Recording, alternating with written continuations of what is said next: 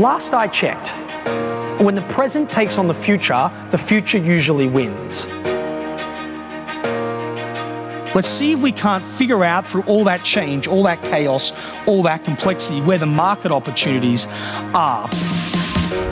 Sheahan. Peter is known internationally. Helping companies create new value at enterprise scale. We all know what we're going to have to do. We're going to have to do more with less, efficiency. We're going to have to respond and evolve, agility. We're going to have to add more business value. Staff in 23 cities. He's the founder of Carrikins Group, a global consultancy firm focused on catalyzing growth in companies around the world. Successful entrepreneur. How to get massive results faster than you ever thought possible. I've had the honor of seeing some of your material, but nothing beats the live experience. Ladies and gentlemen, Peter Sheahan!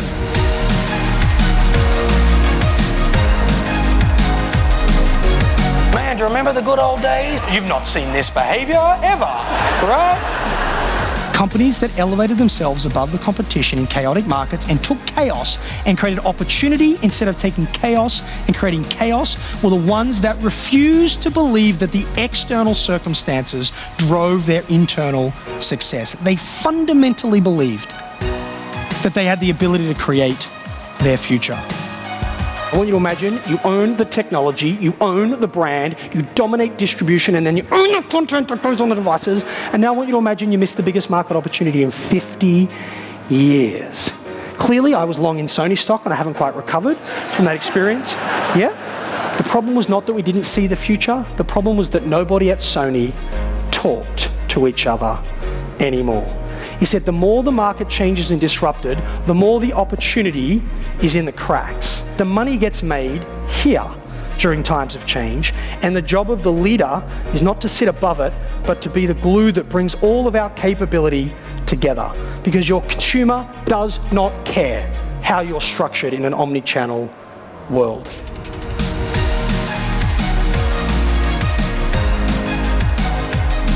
It's the ability for our customer to buy our product if they just wait 3 weeks for 25% less than they get it in store, and we're still 100% committed to a bricks and mortar retail strategy. That's the problem she had to solve. Listen to what they did. And if you take the jacket off the hanger, the two flat screens closest change their imagery. The first one shows you the artisan making the garment, because if you're going to spend $2,500 on a raincoat, you better have a really good justification for that irrational spend, all right? People who have grown up to be really good with a hammer tend to think every new opportunity is a nail. They try and shoehorn the new future into the old go-to-market model, when what they really need to do is evolve the model. And what Burberry have gone on to do is build the most powerful CRM engine in luxury goods. And it was inspired by this risk they took by moving into the very thing that disrupted them the most. You're in an accident. It's not that bad, but you're bleeding. You've called the paramedics, the ambulance, you've called the police, you're waiting for them to arrive. But what you don't know is that your accelerometer automatically notified the progressive claims assessor in his little white truck, and he beats the paramedic to the accident site. It's like, dude, I can't help you with your head, but here's a check to replace your vehicle.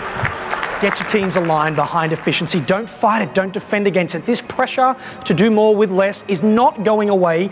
Don't freak out about it. It's like getting stung to death by the same bee. It's just going to keep coming back.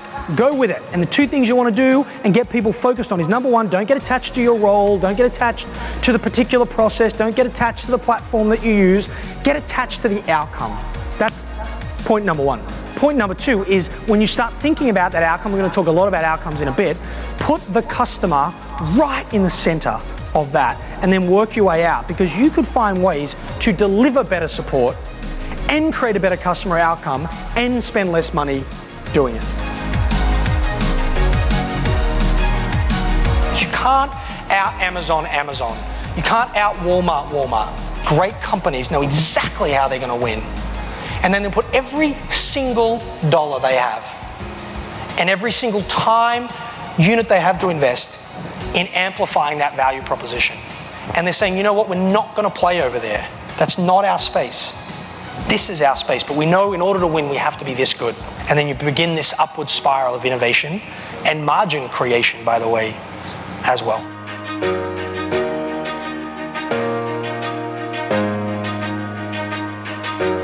You see over and over and over again businesses facing complexity. So what people do is they run harder and harder and faster, and as the sales cycles get longer and longer, they try and fill the pipeline quicker and quicker. No, what Adobe did was, let's not just work hard, let's do the hard work. And the ultimate problem a marketer has, which is the vast majority of their clients, is not how do I make pretty images. The actual problem is half my marketing works, I just don't know which half. So let's solve the higher order problem for the customer, which is we're going to help you figure out which half of your marketing works so you can double that spend and kill the other. Having the management risk appetite to learn about that and lean into that complexity is where you create differentiated solutions. You go through simplistic, past complexity and too simple, and you use that insight, you use that vision of the future, you use that intellect to get you deeper with the relationships you have with your client, where you're not just thinking about you and them, but you're thinking about the entire value chain, understanding the user experience, building intimacy, elevating yourself above the RFP process into this strategic trusted partner. And then you take that to solve the real problems, not today's problems, but tomorrow's problems, and you focus on the outcome, and you're willing to get creative in your model, in how you go to market, how you engage to get the outcome, irrespective of your historical inputs.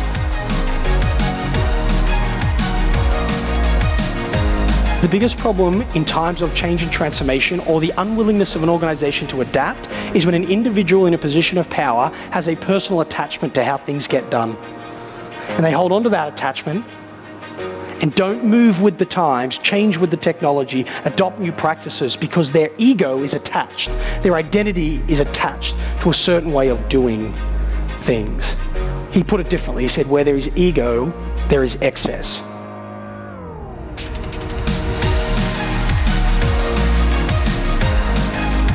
Organizational transformation is not about big decisions, it's about the accumulation of aligned, smaller decisions that stack up to the bigger vision. The organizational decision is merely the promise of value, and that actually the realization of value sits in the individual decisions that tens of thousands of people make every single day. At some point, we've got to stop talking about what has to change and start focusing almost exclusively on how we're going to get people to go on the journey.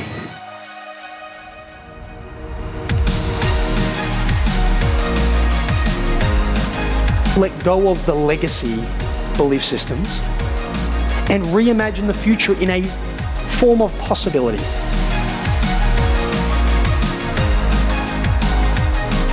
Don't change because it's going to hurt if you don't. Change because it'd be magnificent if you do.